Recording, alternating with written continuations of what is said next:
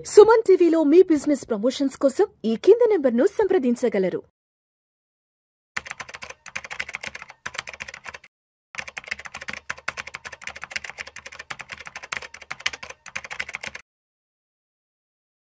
నమస్తే, welcome to Vishnu talks. నేను విష్ణు. ప్రస్తుతం నాతో పాటు certified financial planner doctor Bachchu Anil Kumar గారు ఉన్నారు. సార్తో మాట్లాడదాం.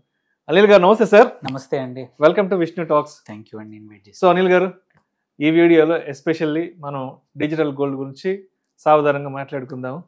సార్, గత 4-5 సంవత్సరాల నుంచి గోల్డ్కి సంబంధించి సిల్వర్కి సంబంధించిన ధరల్లో విపరీతమైన ర్యాలీ వచ్చింది. రిటర్న్స్ కూడా అదే స్థాయిలో వచ్చాయి. ఎస్, మొన్నటి వరకు కూడా బంగారం 1,35,000 వరకు వెళ్ళింది. వెండి 2 లక్షల రూపాయల వరకు వెళ్ళింది. అయితే ఈ ర్యాలీలో చాలా మంది పార్టిసిపేట్ చేయలేకపోయారు సార్. ఏది ఈ ఫిజికల్ గోల్డ్, ఈ ఫిజికల్ సిల్వర్ కొనడంలో చాలా మంది పార్టిసిపేట్ చేయలేక మనకి వేరే ఇంకేదైనా ఒక ఆల్టర్నేటివ్ ఉంటే బాగున్ను, లక్షల రూపాయలు పోసి 1,000 రూపాయలు పోసి మనం ఫిజికల్ గోల్డ్ కొనలేకపోతున్నాము అనుకుంటున్న సందర్భంలో చాలా మంది కొన్ని ప్రత్యామ్నాయ మార్గాలు అన్వేషించారు. సో అలాంటి నేపథ్యంలో చాలా మందికి డిజిటల్ గోల్డ్, ఈ గోల్డ్ అనేది ఒక మంచి ఆల్టర్నేటివ్ అనిపించింది.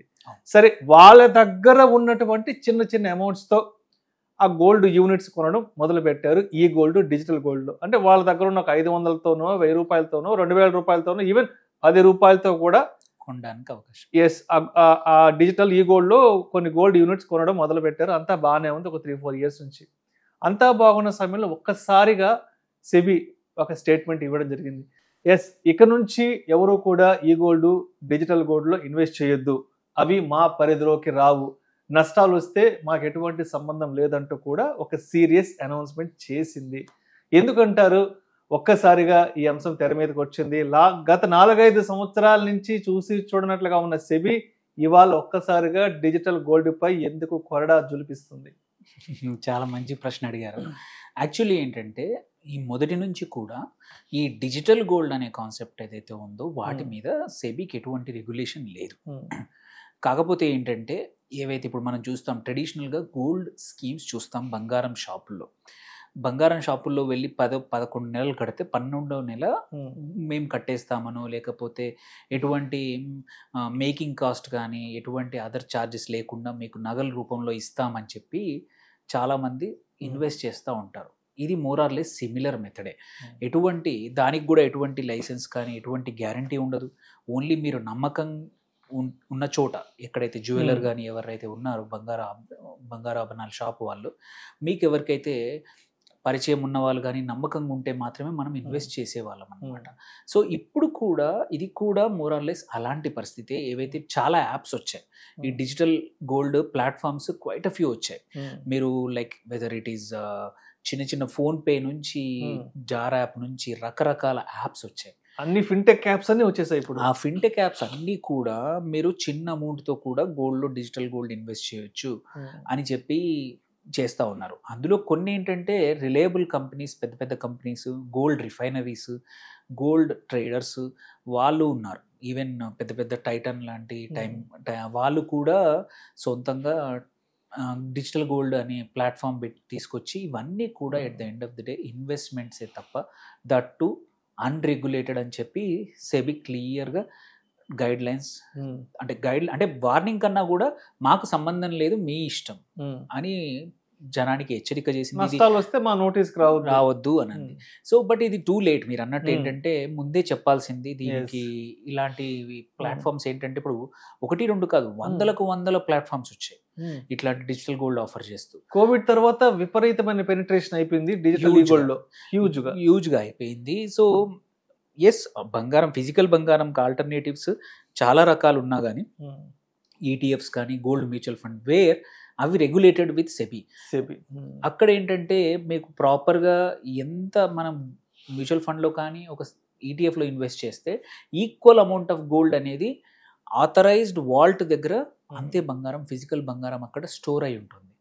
సో అప్పుడు అందుకే సెబీ గ్యారంటీ ఇవ్వగలుగుతుంది, ఏం ఇబ్బంది లేదు, మీకు మ్యూచువల్ ఫండ్స్లో గోల్డ్ పెట్టినా ఈటీఎఫ్స్ ద్వారా గోల్డ్ ఖరీదు చేసినా కానీ కంపల్సరీ ఈక్వల్ అమౌంట్ అనేది ఎక్కడో ఒక చోట సెబీ అప్రూవ్డ్ ఎవరైతే వేర్ హౌస్ ఉందో అక్కడ గోల్డ్ స్టోర్ అయి ఉంటుంది కాబట్టి ఇన్వెస్టర్స్కి ఎటువంటి లాస్ ఉండదు. బట్ మీరు ఇప్పుడు చూస్తున్న పేరున్న కంపెనీస్ తప్పించి పేరు లేని కంపెనీస్ చాలా వచ్చాయి. ఎవరు ఆ కంపెనీ పేరు కూడా తెలియదు, ఓన్లీ జస్ట్ ఆ బ్రాండ్ నేమే తెలుసు. దానిలో మనం పెడతా పోతా ఉన్నాం లక్షల కొద్ది డబ్బులు, కష్టపడి సంపాదించిన డబ్బులు. ఎవరైతే నిజంగానే బంగారం ఒకసారి కొనలేని వ్యక్తులు, మధ్యవర్తి, మిడిల్ క్లాసే అనుకోండి, లోవర్ మిడిల్ క్లాస్లే అనుకోండి, అట్లాంటి వ్యక్తులకి every Paisa is very important. తక్కువ అమౌంట్ అని సేవ్ చేస్తున్నప్పుడు సడన్గా ఆ కంపెనీ చేతులు ఎత్తేసిందంటే మాత్రం 100% మళ్ళీ ఎవరు ఏమీ చేయలేరు అనేది ఇప్పటికైనా వేకప్ కాల్. సో ఎవరైతే ఇన్వెస్ట్ చేశారో వాళ్ళు కూడా ఫస్ట్ థింగ్ ఆ కంపెనీ పేరున్నదా, లైక్ లిస్టెడ్ కంపెనీలైన టైమెక్స్, టైటన్ లాంటి కానీ, గోల్డ్ పెద్ద పెద్ద గోల్డ్ కంపెనీ కానీ, ఆర్ ఎంఎంటీసీ ఏదైతే మన రిఫైనరీ గోల్డ్ రిఫైనరీయో అట్లాంటివి అట్లీస్ట్ ఇబ్బంది ఉండదు. ఎందుకంటే అవి లిస్టెడ్ కంపెనీస్, అవి మీ డబ్బులు తీసుకొని ఎక్కడికి పారిపోవు. వేరాజ్ అన్లిస్టెడ్ కంపెనీస్, స్టార్టప్స్ ఎవరైతే రేజ్ చేశారో ఆ డబ్బుల ఎలా ఖర్చు పెడుతున్నారు అనేది కంట్రోల్ లేదని ముందు తెలుసు. బట్ ఇప్పుడు ఓపెన్గా సెబీ క్లియర్గా చెప్పింది కాబట్టి సో బాధ్యత మనదే, మనం కష్టపడి సంపాదించిన డబ్బులు కాబట్టి. సో ఫస్ట్ మనం చట్టబద్ధంగా ఎటువంటి ప్రొటెక్షన్ లేదు మనకి. అలాంటప్పుడు ఇన్వెస్టర్స్ ఎవరైతే ఇప్పటివరకు డిజిటల్ గోల్డ్ చేశారో సజెషన్ ఏంటంటే వెళ్ళి చూడండి, కనుక్కోండి దానికి సెక్యూరిటీ వైజ్ ఏమైనా ఉందా, మనం ఇన్వెస్ట్ చేసిన అగేనెస్ట్గా వాళ్ళు ఎక్కడైనా గోల్డ్ కొని పెట్టారా, సో ఎనీ థర్డ్ పార్టీ సెక్యూర్డ్గా సేవ్ చేశారా. లేదంటే మాత్రం ఇట్ ఈస్ హై టైం ఏంటంటే మన డబ్బులు మనం తీసుకొని ఇంకో దగ్గర పెట్టుకోవడం బెటర్. అది కుడ్ బి ఫిజికల్ గోల్డా, లేకపోతే స్టిల్ డిజిటల్ రూపంలో కావాలంటే ఈటీఎఫ్స్ ఈజ్ బెటర్. గోల్డ్ ఈటీఎఫ్స్లో కానివ్వండి, ఆర్ గోల్డ్ మ్యూచువల్ ఫండ్స్లో కానీ పెట్టుకుంటే ఏంటంటే మీకు ఇబ్బంది లేకుండా కంపల్సరీ సెబీ కంట్రోల్ ఉంటుంది, మానిటర్ ఉంటుంది, ఎక్కడ ఉందో ఉంటుంది. కాబట్టి మనకి కౌంటర్ పార్టీ రిస్క్ అనేది ఉండదు మనకి. ఎందుకంటే బికాజ్ మ్యూచువల్ ఫండ్ కంపెనీస్ కానీ సెబీ మన ఏవైతే ఈటీఎఫ్ రన్ చేస్తాయో ఆర్ మ్యూచువల్ ఫండ్స్ రన్ చేస్తాయో వాళ్ళు ప్రతిరోజు సెబీకి రిపోర్ట్ చేస్తాయి ఎంత బంగారం ఉంది. లెట్స్ సే మావి ఈ గోల్డ్ స్కీమ్లో 1000 కోట్ల అమౌంట్ ఉంది, 1000 కోట్లకు తగ్గట్టు ఇన్ని కిలోల బంగారం అనేది ఇక్కడ దాచిపెట్టాము అనేది ఉంటుంది. కాబట్టి మనకి ఎటువంటి ఇష్యూ ఉండదు. అండ్ రిజిస్టర్డ్, సెక్యూర్డ్, కావాలంటే లోన్స్ కానీ వేటికైనా సరే మ్యూచువల్ ఫండ్ ఉన్నాయండి, గోల్డ్లో పెట్టారు, గోల్డ్ మ్యూచువల్ ఫండ్, మీకు కావాలన్నా లీన్ పెట్టి డబ్బులు కూడా తీసుకోవచ్చు, ఆర్ ఎప్పుడంటప్పుడు విత్డ్రా చేసుకోవచ్చు. కౌంటర్ పార్టీ రిస్క్ అంటే ఎప్పుడంటప్పుడు విత్డ్రా చేయడానికి ఒక పర్మిషన్ అవసరం లేదు, ఒక రిక్వెస్ట్ పడేస్తే చాలు మీకు డబ్బులు వస్తాయి. సో ఇలాంటి పరిస్థితుల్లో ఏంటంటే ఫస్ట్ థింగ్ ఎవరైతే చేశారో కొత్తగా చేయడం అనేది ఆలోచించండి. నోబడీ ఇది అంటే మనమే ఏమంటారు తుఫాన్లో మనంతలో మనం వేసుకొని తప్పించి ఎటువంటి కాపాడడానికి ఎవరు రారని తెలిసిపోయింది. అండ్ పేర్లని యాప్లో ఉంటే మాత్రం ఆపేయండి మీ ఎస్ఐపీలు. కానీ చాలామంది ఏంటంటే డిజిటల్ గోల్డ్లో ఎస్ఐపీలు పెడతా ఉన్నారు. మంచి కంపెనీ, పెద్ద కంపెనీ అయితే అట్లీస్ట్ మీకు రిస్క్ కొంచెం తక్కువ. చిన్న కంపెనీస్ చాలా వచ్చాయి, యాప్స్ రూపంలో 100 యాప్స్ ఉన్నాయి. ఇప్పుడు మీరు ఓపెన్ చేస్తే డిజిటల్ గోల్డ్ యాప్స్ పేరు అంటే అసలు పేరు కూడా వినని యాప్స్ ఉన్నాయి. అట్లాంటి వాటిల్లో మాత్రం మీ డబ్బులు పెడితే పోయినట్టే, ఎస్పెషల్లీ కన్సిడరింగ్ ఈ వార్నింగ్ ఇచ్చాక కూడా. సో ఫస్ట్ థింగ్ ఎవరైతే చేశారో విత్డ్రా చేసుకోండి, ఆ డబ్బులు తీసుకెళ్ళి ఈటీఎఫ్లో కానీ ఆర్ ఫిజికల్ గోల్డ్ కొనుక్కోండి, ఆర్ గోల్డ్ మ్యూచువల్ ఫండ్లో పెట్టండి. తప్ప మీ డబ్బుల్ని కష్టపడి సంపాదించిన డబ్బుల్ని మాత్రం అనాథరైజ్డ్ యాప్స్లో అస్సలు పెట్టకూడదు. బికాజ్ మార్కెట్ ఏదైతే సెక్యూరిటీ మార్కెట్స్ చట్టం ప్రకారం మాత్రం they are not governed. And important thing ఏంటంటే ఇవి కమోడిటీ డెరివేటివ్స్ కూడా వాళ్ళు కొనట్లేదు most of them. So at least కొన్ని కంపెనీస్ ఏంటంటే కమోడిటీ డెరివేటివ్స్ గోల్డ్కి అగైనెస్ట్గా కొని అక్కడ సెక్యూర్ చేస్తున్నాయి, ఎక్కడో ఒక దగ్గర కాంట్రాక్ట్ అనేది తీసుకుంటున్నాయి, ఇక్కడ అవి కూడా లేవు. సో ఎటువంటి లేనప్పుడు ఈ ప్లాట్ఫామ్స్కి అనేది ఎటువంటి చట్టభద్రత లేనప్పుడు మనం కష్టపడి సంపాదించిన డబ్బులు తీసుకొని ఇట్లాంటి వాట పెడితే అది ఒక గాల్లో దీపం పెట్టడమే తప్ప, అదృష్టం బాగుంటే మన డబ్బులు వస్తాయి, లేదంటే ఆ టయానికి వాడు చాలా మటుకు ఏంటంటే డిజిటల్ గోల్డ్లో మీరు ఇన్వెస్ట్ చేయండి, మీకు అవసరం వచ్చినప్పుడు చెప్పండి, విత్డ్రా చేస్తే మీకు ఈక్వలెంట్ బంగారం మీకున్న చోట ఇస్తాము అనే ప్రామిస్తో ఇస్తున్నారు. బట్ ఆ ప్రామిస్కి అనేది చట్టభద్రత లేదని వాళ్ళకి తెలిసింది. సో అంటే తెలిసిందంటే సెబీ ఎక్స్ప్లిసిట్గా చెప్పింది, వార్నింగ్ ఇచ్చింది. ఆ వార్నింగ్ లైట్గా తీసుకోకపోవడం చాలా ఇంపార్టెంట్. ఎందుకంటే వాళ్ళు చెప్పరు అంత ఈజీగా. There is unhealthy companies, unhealthy apps వస్తూ ఉన్నాయి, అందుకోసమే వాళ్ళు ఈ వార్నింగ్ ఇచ్చారు. సో తెలుగు రాష్ట్రాల్లో ఎవరైనా సరే ఇన్వెస్టర్స్ ఎవరైతే ఇట్లాంటి యాప్స్లో ఇన్వెస్ట్ చేశారో ప్లీజ్ మీరు ఎక్కడైతే ఇన్వెస్ట్ చేశారో ఆ డబ్బులు విత్డ్రా చేసుకోవడానికి ట్రై చేసి తీసుకొని సెక్యూర్డ్ ఇన్వెస్ట్మెంట్ వైపు వెళ్ళిపోండి, మీకు గోల్డ్ కావాలి అనుకుని కాబట్టి చేశాం కాబట్టి అటు ఈటీఎఫ్లో కొనుక్కోండి, ఆర్ మ్యూచువల్ ఫండ్లో పెట్టండి, ఆర్ మీ సొంత ఫిజికల్గా, ఆర్ మీకు వేరే యాసెట్ మళ్ళించండి, మాత్రం డబ్బులు మాత్రం పొడగొట్టుకోవద్దు అనేది సెబీ క్లియర్గా చెప్పింది.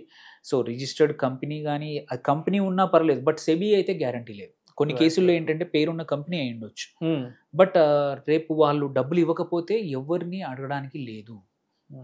సో ఇటువంటి యాజ్ ఎ రీటైల్ ఇన్వెస్టర్స్కి ఏంటంటే మామూలుగా గ్రీవెన్స్ మెకానిజమ్స్ చాలా రకాలు ఉంటాయి. ఇప్పుడు ఇటువంటి కేసులో ఎటువంటి గ్రీవెన్స్ లేనే లేదు. మళ్ళీ మనం ఇండివిజువల్గా కోర్టుకి వెళ్ళి ఫైట్ చేయాల్సిందే తప్ప ఎటువంటి అవకాశం లేనప్పుడు ఇట్ ఈస్ బెటర్ వీటిని తగ్గించుకొని మన డబ్బుల్ని మనం సెక్యూర్ చేసుకోవడం అనేది మన చేతిలో ఉంది. సో వన్ టైంలో ఈ పెద్ద బిజినెస్ ఆగిపోయినా కానీ but security is more important, especially investment చేసేప్పుడు. సో మొత్తానికి సెబీ చెప్తున్నది ఏంటంటే మా నియంత్రణలో ఉన్నటువంటి, మా కంట్రోల్లో, మా మానిటైజేషన్లో ఉన్న ఇన్వెస్ట్మెంట్సే పెట్టుకోండి, మా పరిధిలో లేని, మాకు తెలియని, మేము ఇన్వాల్వ్ కానీ అన్ఆథరైజ్డ్ ఇన్వెస్ట్మెంట్స్ జోలికి వెళ్ళొద్దు అంటూ కూడా ఒక హెచ్చరిక ఎక్స్ప్లిసిట్గా చెప్పారు. అండ్ యాక్చువల్లీ ఏంటంటే చాలా కేసుల్లో అయిపోయాక చేతులు కాల్చుకోవడం కన్నా ఈ కేసులో ఒక రకంగా మంచిదే, ఇంకా ముందు చెప్పాల్సింది ఈ విషయం ఇట్లాంటి వస్తున్నాయి. చాలా ఇంతకుముందు ఏంటంటే ఆర్బీఐ కూడా ఈ లోన్ యాప్స్ విషయంలో అన్ఆథరైజ్డ్ వాటిల్లో ముందు ఇబ్బందులు వచ్చాక చెప్పారు.